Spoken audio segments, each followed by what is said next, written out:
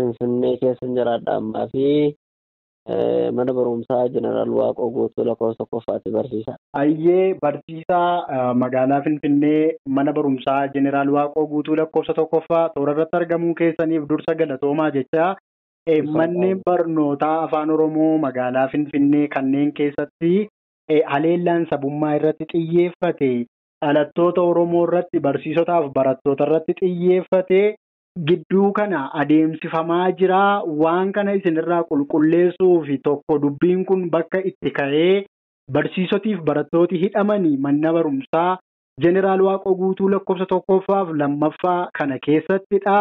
Mee waan kanarraa waan quba qabdan gurra dhaggeeffattoota keenyaa buusa. Haleellaan kun amma miti kan eegalee kan ammaa kun waan xiqqoosee dhageettii godhatee mormii Oromiyaa keessaa faana waan dhufeefitu dubbatame malee haleellaan kan eegale amma miti. Haleellaan waggaa tokko oliif manneen barumsaa adda addaa irratti ka'aa ture. Kan ammaa kun immoo kan duriirraa kan adda ta'ee kan duriirra kan hammaataa ta'ee qaamni mootummaa mana barumsaa ijoollee Oromoo irratti xiyyeeffannoo gochuudhaan yeroo itti fuudhee gidirsaa jirutu jira. Kanarra darbee immoo shiftaan waliin isaan beekamne kan ga'umsaaf ka'umsa isaallee adda baastee beekuuf rakkisu immoo ijaaramee yeroo itti barattoota afaan Oromootiin baratan barsiisuu irratti miidhaa gaggeessaa jirutu jira. Egaa inni kun kan turedha. Waggaa tokko olii fi barattoonni Oromoo mana barumsaa baay'ee keessatti kurkufamaa, reebamaa, ari'amaa turanii barsiisonni akkuma kana sodaa irraan gahaa miidhaan irraan gahamaa ture. Isa kana mootummaan gabbee dubbatee hin jiru. Mootummaan gabbee isa kana dhorkee hin jiru. Ammas xiyyeeffannoo godhatee otoo hin taane badii tokko rakkina tokko malee utuu waan tokko hin balleessin ijoolleen nagaanii ijoolleen barumsa isaanii malee qalama malee homaa hin beekne rakkoo nageenyaa homaallee utuu hin qaqqabsiisin hidhamanii jiru. Kan barsiisota akkuma kanadha. Ayyee mee dubbiin kun yoomi eegaluunsaa ifatti kan eegale yoomi? Dubbiin amma miti. Dubbiin walumaa galatti manni barumsaa Jeneraal Waaqoo Guutuu Jeneraal Taaddasaa Birruu kan Waaqoo Guutuu kun lakkoofsa 3 qabaa. Lakkoofsi 2 wal biratti argama. Naannoo Dirree Bokkee naannoo Beetel jedhamu kanatti argama. Lakkoofsi kan biraan immoo biraanchii dhumasaa kan sadarkaa tokkoffaan naannoo Madaaroo yookaan Xooraa Iloochi kanatti argama. Amma rakkoo guddaan kan ka'e torban darbee mormii barattoonni kaasanii ijoolleen karaa nagaa bahanii sagalee isaanii dhaggeessifatanii barumsatti deebi'uuf ennaa jedhamu. Bakka walumaa gala guutummaan guutuutti akka magaalaa Finfinneetti akka kutaa magaalaa Kolfee Qaraanioo kanaatti dabalatee lolli guddaan ture. Rakkoo nageenyaatu dhufee sodaa nageenyaa oonee barattoota bahee maal jedhame. Garuu silaatii rakkoo nageenyaa kan uume barattoota keenya utuu hin taane barattoota ijaaramanii finxaaleeyya Amaaraan as keessaa ergamni itti kenname guyyaa guutuu alaabaa mootummaa naannoo Oromiyaa kan ammaa kana qaciraa ooltu.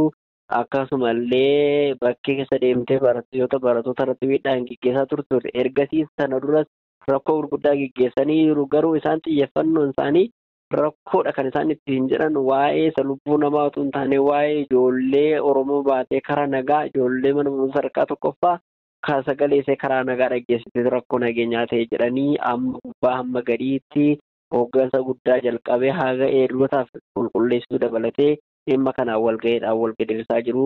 Namootas nus gidirsaa jiru jechuudha. Dhimma kanaan wal qabatee manni barumsaa afaan Oromoo Finfinnee keessatti akka hin barsiifamne akkasumas immoo alaabaan mootummaa naannoo Oromiyaa kunillee achi keessatti akka hin mirmirfamneef kan xiyyeeffannoodhaan lola kana labsaa jiru paartilee morkattootaa kanneen akka Abin Izeemaa fa'aa kanadha. Mee barsiisoti afaan Oromootiif barattooti afaan Oromoo sababii hidhamaniif maaloodha mee? Inni kun ifadha qabatamaadha. Kan waanuma barattoota Oromiyaa waanuma kutaa Oromiyaa hundumaa irratti Oromootarra ga'uutu irra ga'ee gabaabaatti mootummaan qaama rakkoo kaasu otoo hin taane qaama badii qabu qaama yakka raawwatu otoo hin taane Oromoof Oromummaa jibba. Wanti barsiisota hiiksisu Oromoof Oromummaa balaaleffachuu fi barsiisota qofa otoo hin taane barattoonni homaa hin beekne amma sodaatanii kaan barumsaanii irraa baqatanii jiru. Kaan immoo hidhamanii jiru. Isa kanallee daataa isaa adda baafachuuf illee hin rakkannaa. Barsiisota biraa hidhaman illee immoo guyyaa tokkotti iddoo adda addaatti dabarsanii ragaa dhoksuudhaaf barsiisota baay'ee guyyaa guyyaatti bakka isaan itti bulan bakka itti hidhaman jijjiiraa jiru. Isa kana wal mootummaa dhumatu waan biyya bulchaan jiru ofiin jedhutu ofii isaatiif godhe malee qaamni yakka raawwate beekamaadha. Ifaa ifatti dhoksaa hin qabu. Alaabaan fannifamuu hin qabu jedhanii yeroo isaan hiriira ba'anii mul'ata. Kun immoo rakkoon kun har'a miti. Rakkoo waggaa tokko oliif bule akkuma silasii kaasee rakkoo kana qaamni guyyaa tokko seeratti dhiyeesse hin jiru. Warri kun guyyaa tokko qaama rakkooti jedhamanii guyyaa isaan dubbataman hin jiru. Waa'een isaanii hin haasa'amne, waa'een isaanii hin dubbatamne. Kan qaama rakkooti jedhamee dubbatame kan ijoollee daa'imman harka duwwaa qalama baattee ajjeechaa Oromiyaa irra gahaa jiru qaamni seeraan alaa qaamni seera qabeessa hin taane daangaa Oromiyaa cabsee seenee Oromoo irraan gahaa jiru. Ijoolleen saba balaaleffatteef qofatu ijoolleenis barsiisonnis barattoonnis wal faana hidhaman malee qaamni yakka qabu kan biraati. Kun immoo mootummaan warra yakka qabu kan akka jajjabeessaa jiru yeroo adda addaatti irra deddeebinee himataa turre. Yeroo adda addaatti nageenya keenyaaf kana qofa otoo hin taane barsiisonni akka keenyaa warroonni mana barumsaa idilee noormaal kan afaan Amaariffaas keessa barreeffamu keessa jiran sodaa guddaa keessa jiru. Naannoo keenyatti quba wal qabna waanta ta'eef ni beekna.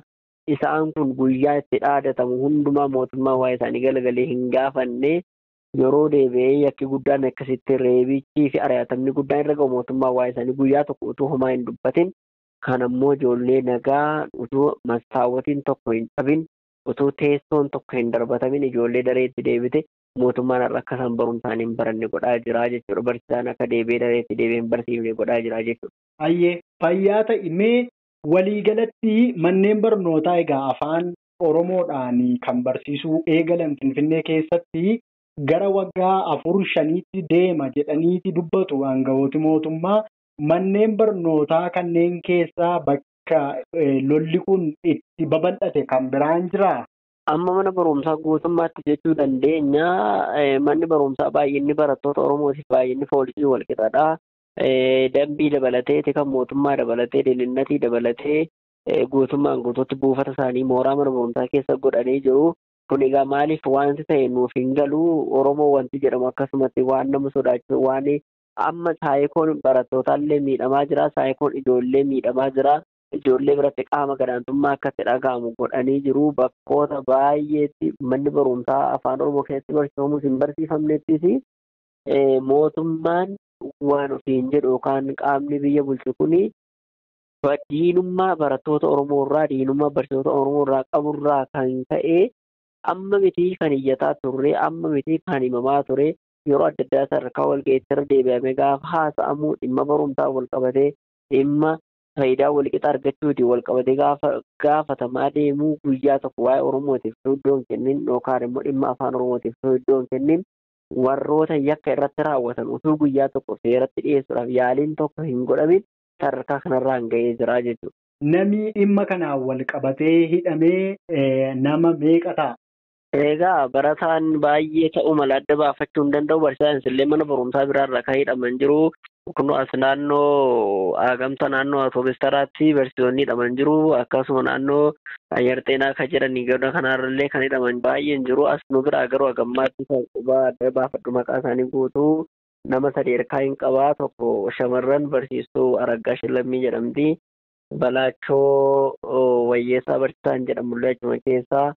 Barsiisaa Firoomsaa Mokonninis asuma mana barumsaa Jeneraal Waaqoo kanarraa hidhamanii barsiisaa biraan tokkollee jira jedhu ammaaf maqaan isaa adda hin baane. Barsiisota immoo barattoonni immoo daataan isaanii baay'eedha waan ta'eef ammatti maqaa isaanii tokko tokkoon qabachuu hin dandeenye. Barataan gosa lamaan baqatee kan barumsa baqatee achumaan bade jira. Kan bakkeetti qabamee hidhame jira. Kan godinarraa dhufanii asitti baratanillee immoo deebi'ee mootummaan bakka adda addaatti fuudhee dhabamsiisaa jiru akka jiraataa jiru dhaga'aa jirra.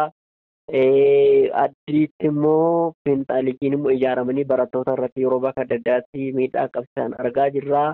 Egaa wantoota manaa kanatu jira siin jechuufi. Ayyee haalli amma maal fakkaata? Waan tasgabbaa'ee fakkaata moo ittuma fufee jira? Haalli numaayyuu mana barumsaa addaatti hundumaatti babal'ate malee hin tasgabboofne guutummaatti mootummaan afaan qawweetiin barsiisaa jira. Afaan qawweetiin kilaasii keessa taa'aa jirra. Afaan qawweetiin istaafii keessa taa'aa jirra jechuu dandeenya.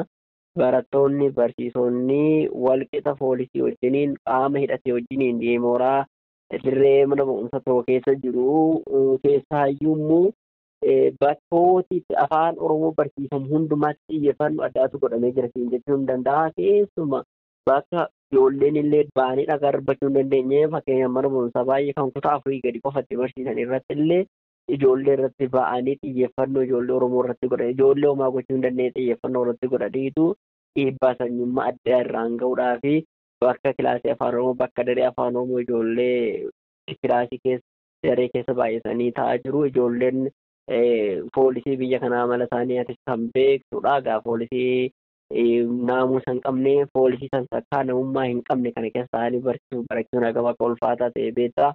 Barattoonni sodaa keessa jiru ofuma waan barumsaa kaatu hin jiru. Walumaa gala jechuu fi miira sodaa miira naasuutu jira. Amma kana biratti egaa qaama lama sodaata barataan kan keenya nuti qaama lama sodaannaa qaama mootummaan sodaannaa hin